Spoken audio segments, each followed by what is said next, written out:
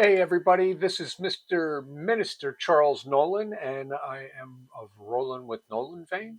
And I hope that you're having a really great day and everything's going fine. But the meeting between Zelenskyy and Trump at the Oval Office at the White House, it was bizarre to say the least. So I just put the beginning and the end for you to look at. So I hope that you will subscribe and click notifications for my channels and watch this video in its entirety because I found it to be great television. All right, well, enjoy it, and I'll see you on the other end. Well, thank you very much. It's an honor to have President Zelenskyy of Ukraine. And we've been working very hard, very close. So we've actually known each other for a long time. We've been dealing with each other for a long time and very well. We had a little negotiation spat, but that worked out great. I think for both countries, I think for the world, actually, beyond both countries. And we have something that is a very fair deal. And we look forward to getting in and digging and working and getting some of the rare earth. But it means we're going to be inside, and it's a big commitment from the United States, and we appreciate working with you very much. And we will continue to do that. We have had some very good discussions with Russia. I spoke with President Putin, and we're going to try and bring this to a close. It's something that you want and that he wants. We have to negotiate a deal, but we've started the confines of a deal, and I think something can happen. The big thing is the number of soldiers, mostly at this point, but soldiers being killed. You're losing thousands of soldiers. So on both sides, we're losing a lot of soldiers, and we want to see it stop. And we want to see the money get put to different kinds of use, like rebuilding. And we're going to be working very hard. But we've had a lot of very good conversations. I will say until we came along, the Biden administration didn't speak to Russia whatsoever. They didn't speak to anybody. They just allowed this to continue. And I will say that, I'll say in front of you, you've heard me say it 1,000 times, if I were president, this war would have never happened. We would have had a deal negotiated for you without having to go through what you've gone through. But your soldiers have been unbelievably brave. We've given them great equipment, but somebody has to use the equipment. They've been unbelievably brave. And we give them great credit. This was supposed to be over very quickly, and here we are 3 years later. So I give tremendous credit to your generals and your soldiers and yourself in the sense that it's been very hard fighting, very tough fighting. They're great fighters, and you have to be very proud of them from that standpoint. But now we want to get it over with. It's enough, right? We want to get it over with. So. It's an honor to have you here. Thank you very much for coming. We're going to sign the agreement at the conference in the East Room in a little while, right after lunch. And we'll be having lunch together. We're also discussing some other things. And we appreciate everybody being here. It's somewhat of an exciting moment, but the really exciting moment is when they stop the shooting and we end up with a deal. And I think we're fairly close to getting that. And an honor to have you, and please, I'd like to say something. No, thank you so much, Mr. President. Thank you for the invitation. And really, I hope that this first document, will be a first step to real security guarantees for Ukraine, our people, our children. I really count on it. And of course, we count that America will not stop support. Really, for us, it's very important to support and to continue it. I want to discuss it with details further during our conversation, and of course the infrastructure or security guarantees. Because for today, I understand what Europe is ready to do, and of course I want to discuss with you what United States will be ready to do. And I really count on your strong position to stop Putin. And you said that enough with the war. I think that is very important, Ben, to say these words to Putin at the very beginning of war, because he is a killer and terrorist. But I hope that together we can stop him. But for us, it's very important to, to save our country, our values, our freedom, and democracy, and of course, no compromises with the killer about our territories, but it will be later. And of course, I what I wanted, we spoke about it by phone with you about the drones production. We have very good drones production. I think the best one in the world for today because of the war. Yes, and of course we need very much the air defense. You have the best air defense in the world, and really you helped us under attacks of Russians. And I want to speak how we can exchange the licenses. We're open to share the licenses of all our drones with you, of course, with the United States. And we need licenses for quick production of air defense. Even after the war, we need our nation to be calm, that we are secure. So that's why we need this air shield. And of course, about this, I want to speak about the contingents. I think that France and UK already spoke to you, and we know that Europe is ready, but without the United States, they will not be ready to be as strong as we need. Mr. President, Please, go ahead. ask you about the agreement again today. What changed between the first time that Secretary Bessent gave President Zelenskyy the agreement and today for the signing? We made a deal. So What was the I'm just- deciding factor? I'm a business person. We made a deal. That's what changed. Mr. President, I didn't think we were going to make a deal, and we ended up making the deal, so that changed. Mr. President, what and how do you envision a trilateral summit with President Zelenskyy and Putin? I don't know, under but these well, circumstances? they don't like each other. I can tell you that. Okay? They do not like each other. This is not a love match, and it's unfortunate. That's why you're in this situation. The United States should not have allowed this to happen. Okay? The United States, run by a man that didn't know much, I'm going to be very nice, run by an incompetent person, very incompetent person, should never have allowed this to happen. I've stopped wars. I've stopped many wars. My people will tell you, I stopped wars that nobody ever heard about. I stopped wars before they ever started. You can look at some of, I could give you a lot of nations that would tell you right now they were probably going to war. I could tell you right now there's a nation thinking about going to war on something that nobody in this room has ever even heard about. Two smaller nations, but big, still big. And I think I've stopped it. But this should have never happened. Mr. President, Sorry, just a second. About any negotiations. First of all, I want really to tell you, and I think that everybody understands that Ukraine, more than Ukrainians, nobody wants to stop this war. But at the future, any negotiations, it's understandable that two sides of the war, not Russia and the United States, because this is not the war between Russia and the United States. This is war of Russia against Ukraine and Ukrainian people. So these two sides will be at the will be at the negotiation table. Then of course United States, like the strongest partner of the Ukraine, and of course Europe. I think Europe is very important. I want to speak about it with the president. Yes, Europe is very important for us because we really defend Europe for today. All Europeans really recognize that we are defending line, and they have real life, and our people are dying. That's why they helped us. And also, it's about the NATO. Yes, between, like the president said, you have big, nice ocean. Yes, between us. But if we will not stay, Russia will go further to Baltics and to Poland, by the way. But first to the Baltics. It's understandable for them because they've been in the USSR. You know, they've been one of the republics of the USSR, and Putin wants to bring them back to his empire. It's a fact. And when he will go there, if we will not stay, you will fight. Your American soldiers, it doesn't matter, do you have ocean or not, your soldiers will fight. Mr. President, would you be willing to visit Ukraine, maybe Kyiv or Odessa, which is known to be at the Riviera or Black Sea? It was my question. I'm sorry. I don't want to talk about Odessa now.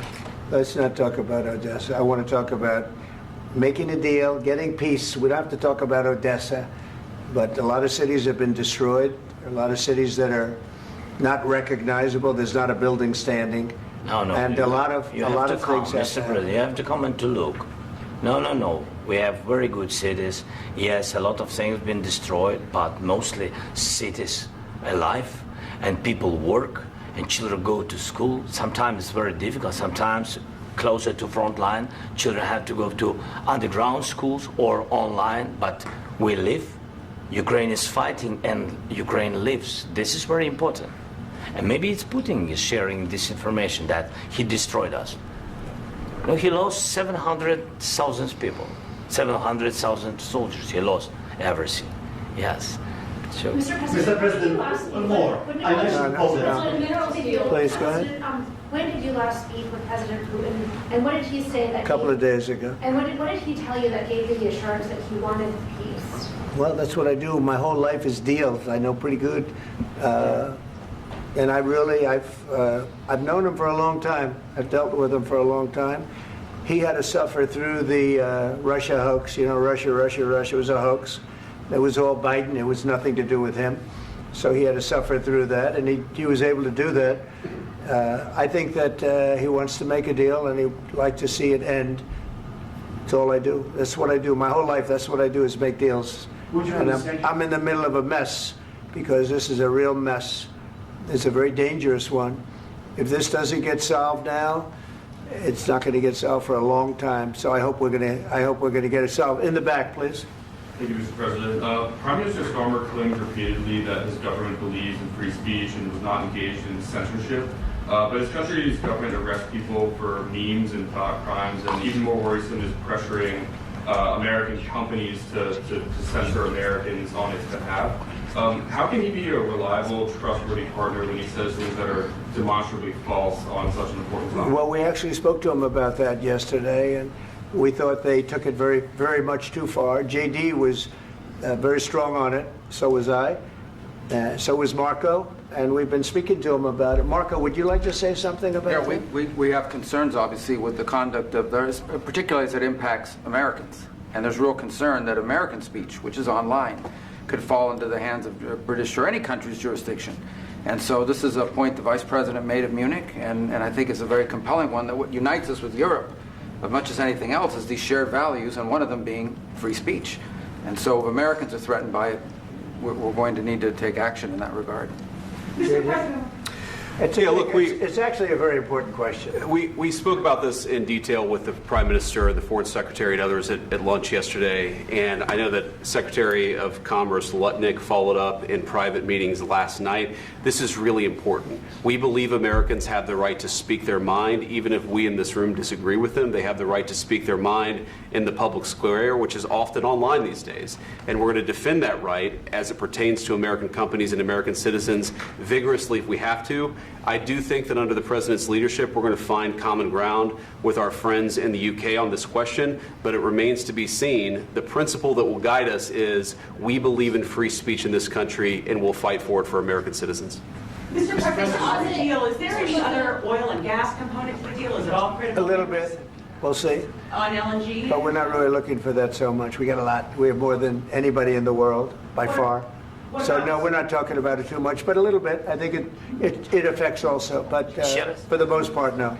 And sir, is there any agreement from Ukraine to purchase U.S. LNG as part of the deal, or is that on the table at all? No, we don't need that. Some of those Mr. President, I minerals just are in wanted the to ask east, you Mr. about, President. you just mentioned that you'd spoken to Vladimir Putin a couple of days ago. Just to be clear, that's a new call, not the one that you... I've spoken to him on numerous occasions. Okay. And how was the latest call? What did you discuss? How did it go? Are you serious with that question? I am. I'd love to know. It went well. I think we're going to have a deal.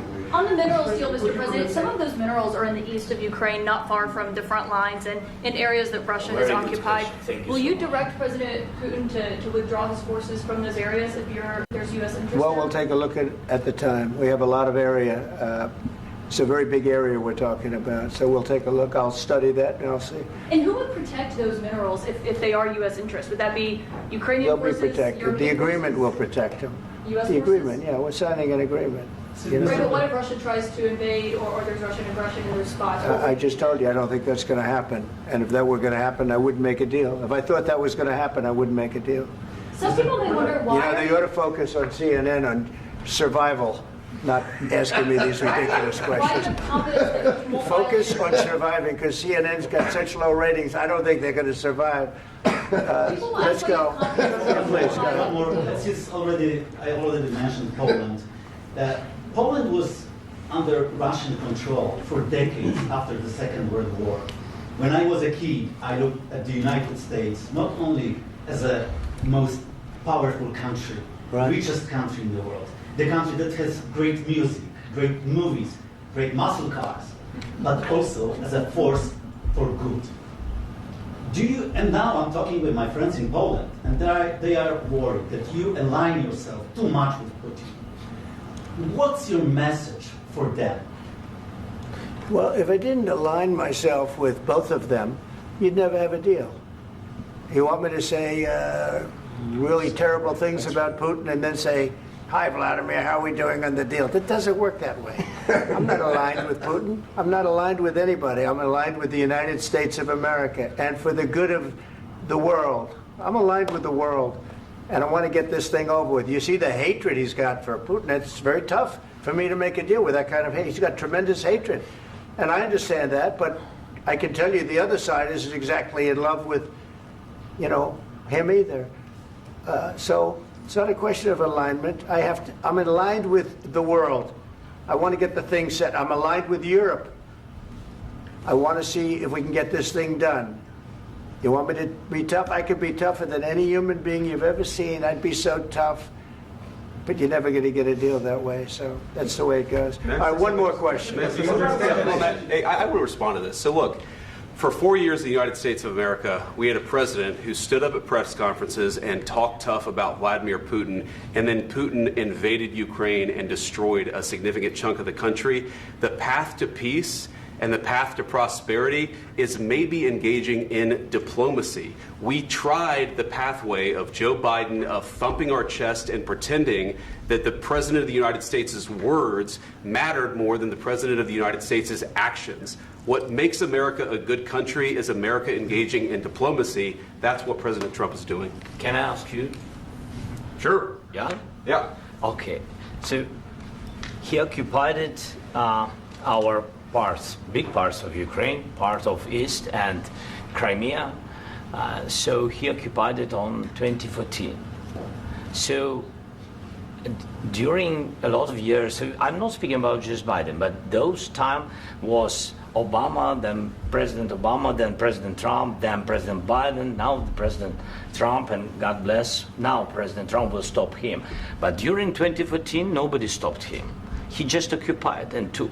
He killed people. You know what the contact line? 2015.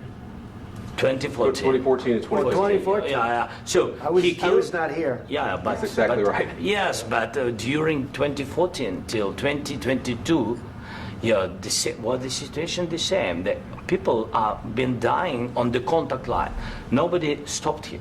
You know that we had conversations with him, a lot of conversation, my bilateral conversation, and we signed with him, me, like a new president. In 2019, I signed with him the deal. I signed with him, Macron and Merkel, we signed ceasefire. Ceasefire. All of them told me that he will never go. We signed him with gas contract. Yes, but after that, he broken this ceasefire. He killed our people and he didn't exchange prisoners. We signed the exchange of prisoners, but he didn't do it. What kind of diplomacy, JD, you are speaking about? What do you mean? I'm talking about the kind of diplomacy that's going to end the destruction of your country. Yes, but if you Mr. President, with respect, I think it's disrespectful for you to come into the Oval Office and try to litigate this in front of the American media. Right now, you guys are going around and forcing conscripts to the front lines because you have manpower problems. You should be thanking the President for trying to bring an end to this conflict. Have you ever been to Ukraine that you say what problems we have? I have been to. Count once. I've actually watched and seen the stories, and I know what happens is you bring them on a propaganda tour, Mr. President. Do you disagree that you've had problems bringing people into your military? And do you think that it's respectful to come to the Oval Office of the United States of America and attack the administration that is trying to prevent the destruction of your country? A lot of questions. Let's start from the beginning. Sure. First of all, during the war, everybody has problems. Even you, but you have nice ocean and don't feel now. But you will feel it in the future. God bless. You don't know that. God bless. You don't God know bless. that. You will not have a war. Don't tell us what we're going to feel. We're trying to solve a problem. Don't tell us what we're going to feel. I'm not telling you. Because I'm you're in no answering on position this to question. dictate that. That's Remember exactly what this. you're doing. You're in no position to dictate what we're going to feel. You We're going to feel very you will good. Feel influence. We're going to feel very I'm good and telling very you, strong. You will feel influence. You're right now not in a very good position. You've allowed From the yourself very- to be in a from very the very bad position, beginning and he of the happens war. to be right about From the it. very beginning of the war. You're not in a Mr. good Brown, position. I was You don't have the cards right now. With us, you start having not playing cards. cards. But right now, you I'm don't. very You're playing serious, cards. Mr. President. You're I'm playing very cards. serious. You're I'm gambling the with the president lives in of war. millions of people. You think You're you- gambling with World War What do you- III. what do you You're think about? gambling with What do you World think War about? III. And Me? what you're doing is very disrespectful to the country, this country. I'm That's with back all to respect to you. your Far country. more than a lot of people said very they respect. should have. Have you said thank you once this A lot entire of meeting? times. No, in this Even entire meeting, today. have you said thank Even you? today. You went to Pennsylvania and campaigned for the opposition in October. Offer some words of appreciation for the United States what of are you speaking America about? and the president who's trying to save your country. Please, you think that if you will speak very loudly about the war, you He's can... not speaking loudly. He's not Yeah. speaking loudly. Your country's Can I- in big can- trouble. can I Wait a answer? minute. No. Can You've I done a lot answer? of talking. Your country is in big trouble. I know. You're not I winning. know. You're not winning this.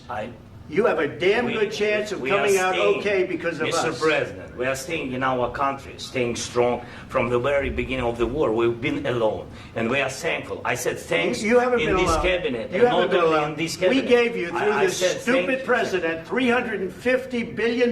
You voted we gave for you your military president. equipment, You and you voted men for are your brave, president. but they had to use our military. What about West If Indies? you didn't have You our invited military me- equipment, you invited if me you to didn't speak. have our military equipment, this war would have been over in 2 weeks. In 3 okay? days, I heard it from Putin. In 3 days, this is something Maybe new. less. In 2 weeks, of course, yes. It's going to be a very hard thing to do business like this. I Again, tell you. just say thank you. I said a lot of times thank you to American people. Accept that there are disagreements, and let's go litigate those disagreements rather than trying to fight it out in the American media when you're wrong.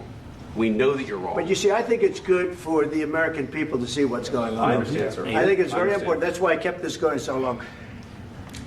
You have to be thankful. You don't have the I'm cards. thankful. You're buried there. Your people are dying. tell you You're again, running I low know. on soldiers. Don't- Listen, don't, please, you're running Mr. low President. on soldiers. It would be a damn good thing. Mr. And then President. then you tell us, I don't want a ceasefire. I don't want a ceasefire. I want to go and I want this. Look, if you could get a ceasefire right now, I tell you, you take it so the bullets stop flying and your men stop getting killed. Of course, we want to stop the war. But you're I saying said- you don't want a ceasefire. But I said to you, I want a ceasefire. with guarantees. Because you'll get a ceasefire faster than an agreement. Ask our people about ceasefire, what they think. That wasn't it doesn't with matter me. for you what. That what wasn't this with me. means. It That was wasn't with you. a guy named Biden who was not a smart person. This That is was your, with, this that was is with your Obama. president. It was your president. Excuse me. That was with Obama, who gave you sheets, and I gave you javelins. Yes. I gave you the javelins to take out all those tanks.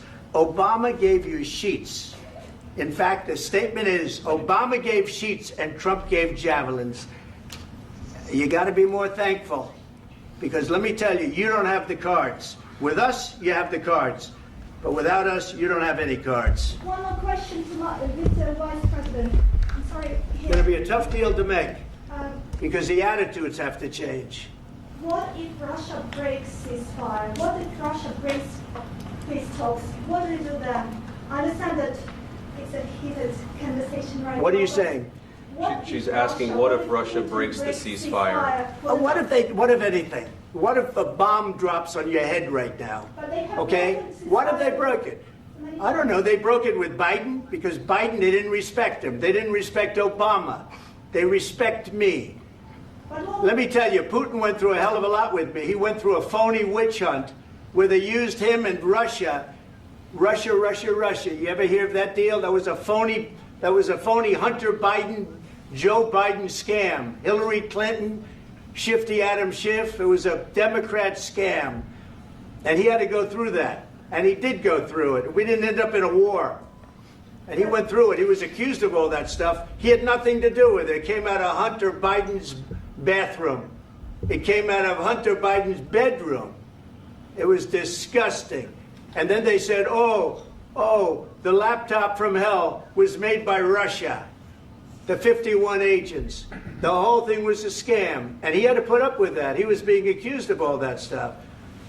All I can say is this. He might have broken deals with Obama and Bush, and he might have broken them with Biden. He did, maybe. Maybe he didn't. I don't know what happened. But he didn't break them with me.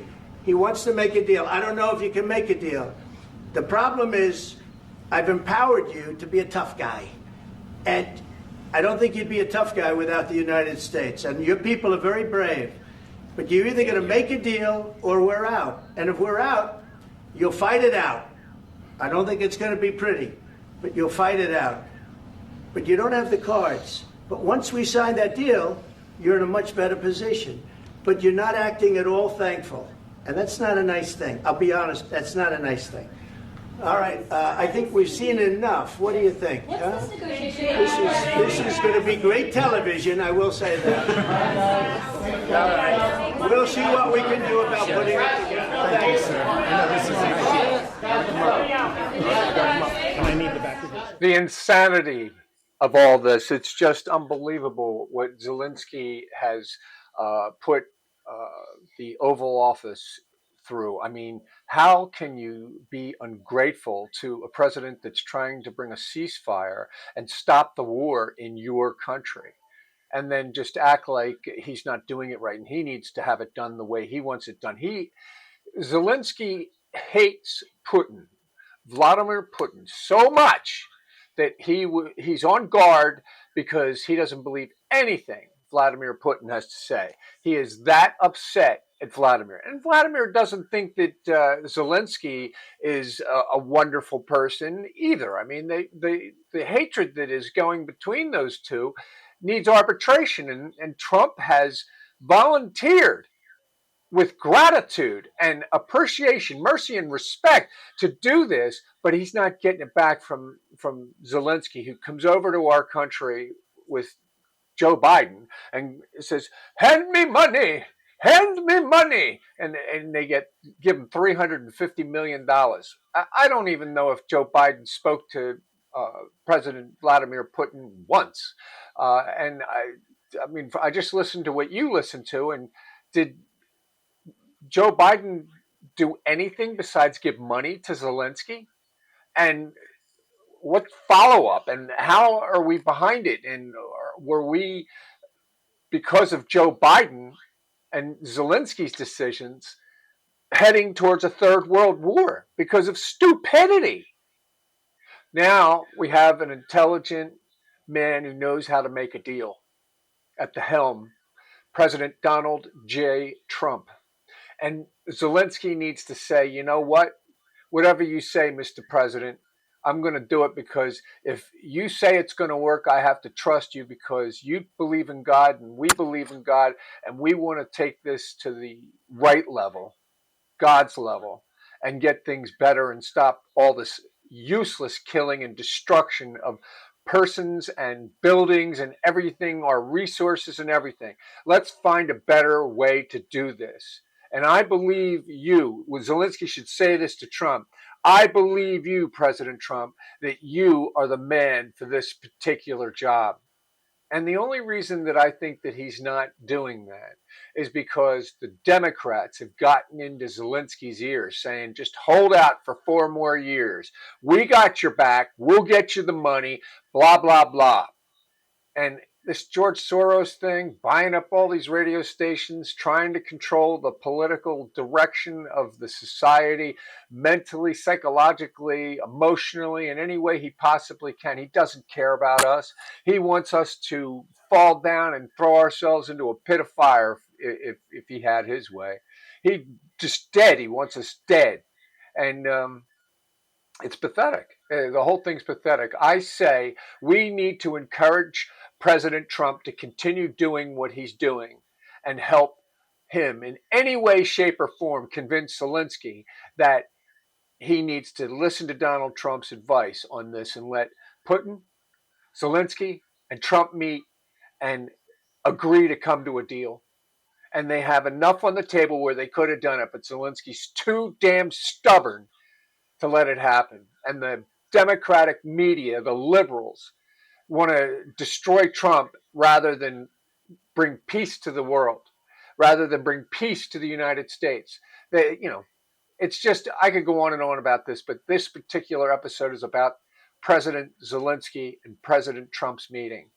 We need to be behind President Trump and give him the support and love that he deserves, because he has earned it. And I know you know that. Well, on that note, my brothers and sisters, let's say the Our Father together. Our Father who art in heaven, hallowed be thy name. Thy kingdom come, thy will be done on earth as it is in heaven. Give us this day our daily bread, and forgive us our trespasses as we forgive those who trespass against us. Lead us not into temptation, but deliver us from evil. For thine is the kingdom, the power, and the glory, forever and ever and ever and ever. Amen. Subscribe, click on notifications. I love you all, my brothers and sisters. Let's make for a better way today. Have a great one.